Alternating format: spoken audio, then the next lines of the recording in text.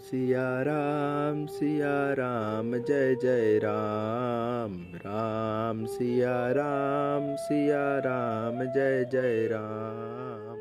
राम सिया राम जय जय सारा दिन राम। भक्ति भक्ति। क्या तुम सारे दिन बस भक्ति करते रहोगे? तुम्हारी भक्ति करने से क्या हमारा और बच्चों का पेट भर जाएगा? जाकर कुछ काम क्यों नहीं करते? राम जय जय राम। मैंने तुमको कितनी बार कहा है, जब मैं पूजा करता हूँ तब तुम टोकने मत आया करो। अजी, गुस्सा क्यों करते हो? टोको नहीं तो क्या करूं? जिस भगवान की तुम इतनी भक्ति करते हो, आज तक उसने हमें दिया ही क्या है? तुम काम करके लाते हो, तब भी हमारे परिवार का मुश्किल से गुजारा होता है। ये भगवान ने हमें दिया ही क्या है? सरला, ऐसे नहीं कहते हैं। भगवान सबकी परीक्षा लेते हैं। वह हमारी भी परीक्षा ले रहे हैं। एक दिन हमारा भी अच्छा दिन आएगा। अच्छे दिन? कब आएंगे हमारे अच्छे दिन? क्या पूरी जिंदगी में हमने कोई अच्छे कर्म नहीं किए हैं कि हमें यह दिन देखना पड़ रहा है? घनश्याम एक गरीब किसान था। उसके पास बस एक छोटा सा खेत था, जिसमें मुश्किल से ही उनका गुजारा हो पाता था। गांव में एक प्राचीन मंदिर था, जो गांव वालों के लिए श्रद्धा का केंद्र था। इस मंदिर की एक विशेषता थी। वहां एक अद्वितीय मूर्ति थी, जिसे लोग स्वर्ण मूर्ति के नाम से जानते थे। यह मूर्ति सोने से बनी थी और उसकी महिमा पूरे गांव में फैली हुई थी। गांव वाले इस मूर्ति की पूजा करते थे और इसे अपने देवता का अवतार मानते थे। भगवान की कृपा से सबका कल्याण हो। आज स्वर्ण मूर्ति के दर्शन करने से सभी को बहुत पुण्य प्राप्त होगा। क्या किसी को कुछ पूछना है? पुजारी जी, इस स्वर्ण मूर्ति की इतनी महिमा क्यों है? क्या यह सच में सोने की बनी है? हाँ, यह मूर्ति सोने से बनी है, लेकिन इसकी महिमा केवल सोने के कारण नहीं है। यह मूर्ति देवताओं की आशीर्वाद मानी जाती है। कहते हैं कि भगवान स्वयं इसमें विराजमान हैं और उनकी कृपा से गांव में सुख समृद्धि बनी रहती है। मैं सोच रहा हूं कि क्या भगवान की कृपा पाने के लिए हमें सिर्फ भक्ति करनी चाहिए या कुछ और? पुजारी जी, क्या इस मूर्ति की पूजा का कोई विशेष विधान है? हाँ, इस मूर्ति की पूजा एक विशेष विधि से की जाती है। सुबह के समय धूप दीप जलाकर भगवान को स्नान कराते हैं, फिर फूल चंदन इत्यादि चढ़ाते हैं।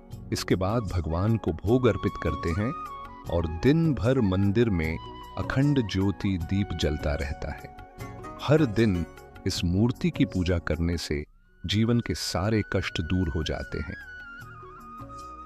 पुजारी जी, कहते हैं इस मूर्ति की पूजा करने से असंभव कार्य भी संभव हो जाते हैं। क्या यह सच है? हाँ बेटा, यह सच है। अगर भगवान को सच्चे दिल से कोई भक्त चाहता है तो उसकी हर मुराद पूरी हो जाती है। उसके सारे कष्ट भगवान हर लेते हैं। उसके जीवन में फिर कभी दुख तकलीफ नहीं आती। जो भी एक बार भगवान के शरण में जाता है, वह उन्हीं की भक्ति में लीन रहता है। अगर तुम भी सच्चे दिल से उनकी पूजा अर्चना करो तो तुम्हारे भी असंभव कार्य संभव हो जाएंगे। वही मंदिर से कुछ दूरी पर राघव खड़ा था, जो ये सारी बातें बड़े ध्यान से सुन रहा था। राघव एक चोर था, जो गांव में छोटी मोटी चोरी करके अपना काम चलाता था। अच्छा, तो यह सोने की मूर्ति है। अगर इसे बेचा जाए तो मैं तो माला माल ही हो जाऊंगा। इस मूर्ति को अब हासिल करना पड़ेगा, किसी भी हाल में। उसने मूर्ति चोरी करने का मन बना लिया। राघव ने पहले मंदिर के पुजारी के बारे में जानकारी जुटाई। पुजारी जी बहुत ही सरल और धर्मनिष्ठ व्यक्ति थे और हमेशा सुबह सवेरे पूजा करने के बाद गांव के अन्य कार्यों में व्यस्त रहते थे। राघव ने समझ लिया कि आधी रात का समय मूर्ति चुराने के लिए सबसे उपयुक्त होगा। एक रात राघव ने अपने योजना को अमल में लाने का निर्णय लिया। उसने मंदिर के पीछे के दरवाजे का ताला तोड़ा और अंदर घुस गया। मंदिर के भीतर अंधेरा था और उसने जल्दी से मूर्ति को उठा लिया और मंदिर के पीछे के दरवाजे से मूर्ति चोरी कर ले गया।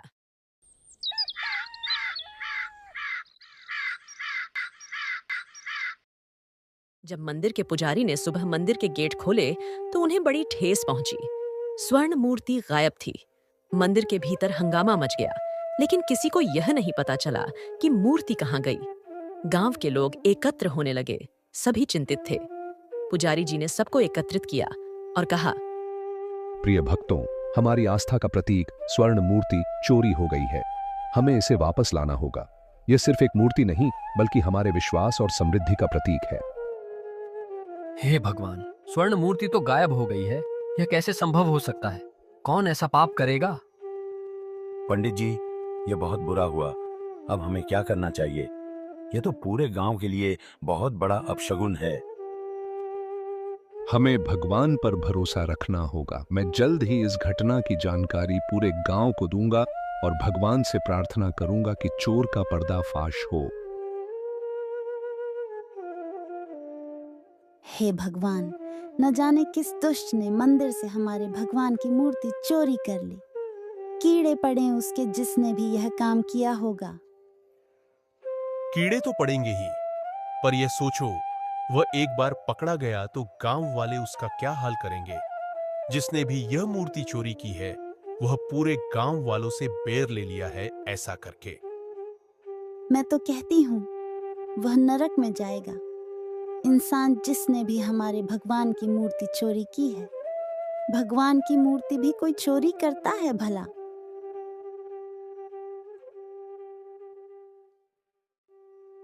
हे भगवान, स्वर्ण मूर्ति गायब हो गई है। यह कैसे संभव हो सकता है? कौन ऐसा पाप करेगा?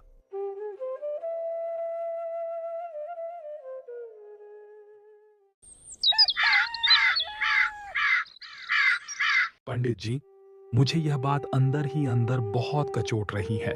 मैं रात भर सो नहीं पाया। हमें कुछ करना होगा ताकि चोर को पकड़ा जा सके। हाँ घनश्याम, मैं भी यही सोच रहा हूं, लेकिन तुम तो जान ही रहे हो, हमें कोई सुराग नहीं मिल रहा है और न ही कोई सबूत। आखिर यह चोरी किसने की होगी? पंडित जी, मेरे पास एक योजना है। आप गांव वालों को बताएं कि आपने एक और स्वर्ण मूर्ति बनाई है और उसे कल सुबह मंदिर में स्थापित करेंगे। यह बात पूरे गांव में फैलानी होगी। जब यह सुनेगा तो वह दोबारा चोरी करने की कोशिश कर सकता है। पर घनश्याम, मैं स्वर्ण मूर्ति कैसे बना सकता हूं? मेरे पास कोई सामग्री नहीं है और न ही मुझे मूर्ति बनानी आती है। वह सब आप बस मुझ पर छोड़ दीजिए। मैं किसी भी तरह एक नई मूर्ति बना दूंगा। ठीक है घनश्याम, जो भी करना सोच समझ कर करना, देखना कोई भूल चूक ना हो जाए, नहीं तो वह चोर सतर्क हो जाएगा, फिर हम उसे पकड़ नहीं सकेंगे। अगले दिन जब गांव के लोगों ने मंदिर में फिर से वही मूर्ति को देखा तो लोग बहुत खुश हुए। पंडित जी, क्या आपने उसे चोर को पकड़ लिया जिसे भगवान जी की मूर्ति चुराई? नहीं बेटा, यह हुआ मूर्ति नहीं है। मैंने वैसे ही दूसरी मूर्ति बनाई है और आज मैं इस मंदिर में स्थापित कर दिया। हे भगवान, मुझे माफ करना। आज तुम्हारे भक्तों से मुझे झूठ बोलना पड़ रहा है, पर अगर चोर को पकड़ना है तो मुझे झूठ बोलना पड़ रहा है। उन सारे लोगों के भीड़ में राघव भी मौजूद था। फिर वह दोबारा उसे मूर्ति को देखकर हैरान था। अब उसका लालच और बढ़ गया था। अब वह उसे मूर्ति को भी चुराना चाहता था। अरे, वह एक और सोने की मूर्ति लगता है। इस बार मैं मालामाल ही हो जाऊंगा जीवन भर के लिए। अब इस मूर्ति को भी मैं बहुत ही जल्द चुरा लूंगा, लेकिन मुझे अभी कुछ वक्त का इंतजार करना होगा। जब लोगों का गुस्सा थोड़ा शांत हो जाएगा, तब मैं दोबारा इस मंदिर में चोरी करने आऊंगा। ऐसा सोचकर तो राघव वहां से चला जाता है और कुछ दिन के लिए शांत हो जाता है। लेकिन घनश्याम बिल्कुल भी शांत नहीं बैठता है। वह उसे दिन से रोज उसे मंदिर में पहरेदारी करने लगा था। वह मंदिर के गुप्त स्थान पर छुपाकर मूर्ति की पहरेदारी करता था। वह इसी फिराक में था कि वह कभी ना कभी वह दोबारा मूर्ति चोरी करने आएगा। तब मैं उसे पक्का पकड़ लूंगा। और जैसा कि घनश्याम ने सोचा था, वैसा ही हुआ। कुछ हफ्ते बीत जाने के बाद आखिरकार चोर ने फिर एक बार मंदिर में अपने कदम रख दिए। गांव में काफी सन्नाटा था और मंदिर के आसपास भी कोई नहीं था। घनी अंधेरी रात थी। उसी रात में राघव चुपके से मंदिर के पीछे वाले गेट से मंदिर में घुस जाता है। जब उसके पैरों की आहट घनश्याम के कानों तक पहुंचती है तो घनश्याम भी सतर्क हो जाता है। राघव के धीरे धीरे बढ़ते कदम मूर्ति की ओर जा रहे थे। जैसे ही राघव मूर्ति के पास पहुंचता है, घनश्याम उसको दबोच रहता है और शोर मचाने लगता है। शोर से गांव के लोग जाग जाते हैं और वह देखते हैं कि घनश्याम ने राघव को पकड़ रखा है। तभी पंडित जी भी आ जाते हैं। अच्छा, तो तुम हो वह चोर जिसने मेरे प्रभु की मूर्ति चुराई थी। अब तुम फिर से यह मूर्ति चुराने आए हो, पर इसका कोई फायदा नहीं होगा। यह एक नकली मूर्ति है। इस पर केवल सोने का पीले रंग का पानी चढ़ा हुआ है। यह एक नकली मूर्ति है जो असली स्वर्ण मूर्ति की तरह दिखती है। यह हमने तुम्हें पकड़ने के लिए ही इस मूर्ति को स्थापित किया था, और अब तुम्हारा सच सबके सामने आ गया है। अब तुम हमें यह बताओ कि वह स्वर्ण मूर्ति तुमने कहाँ रखी है, अन्यथा तुम्हारे साथ पता नहीं यह गांव वाले क्या करेंगे। तुम्हारी भलाई इसी में है कि तुम सब कुछ सच सच बता दो। आखिर तुमने वह मूर्ति कहाँ रखी है? अब राघव गांव वालों का क्रोध देखकर बहुत ही ज्यादा डर जाता है और गांव वालों से दया की भीख मांगने लगता है। पंडित जी, मुझे माफ कर दो। मेरे पास वह स्वर्ण मूर्ति नहीं है। दरअसल मैंने वह मूर्ति बेच दी। तुमने हमारी मूर्ति बेच दी? किसको? पंडित जी, वह हमारे गांव से थोड़ी दूर पर जो गुफा है, वहां पर पूरे चोरों की टोली रहती है। वे लोग चोरी किए हुए सामान खरीदते हैं। मैंने उन्हें ही वह स्वर्ण मूर्ति बेची है। ठीक है, अभी तो रात हो गई है। तुम सुबह होते ही हमें उन चोरों की टोली के पास लेकर चलोगे। आप सब लोग अपने घर जाकर आराम करो। कल सुबह होते ही आप सब लोग इसी जगह पर आ जाना।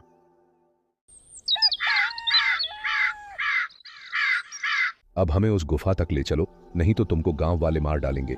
इसलिए तुम्हारे लिए अच्छा है कि तुम हमें वहां ले चलो। ठीक है पंडित जी, मैं आपको उस गुफा तक लेकर जाऊंगा। सारे लोग राघव के साथ चल देते हैं।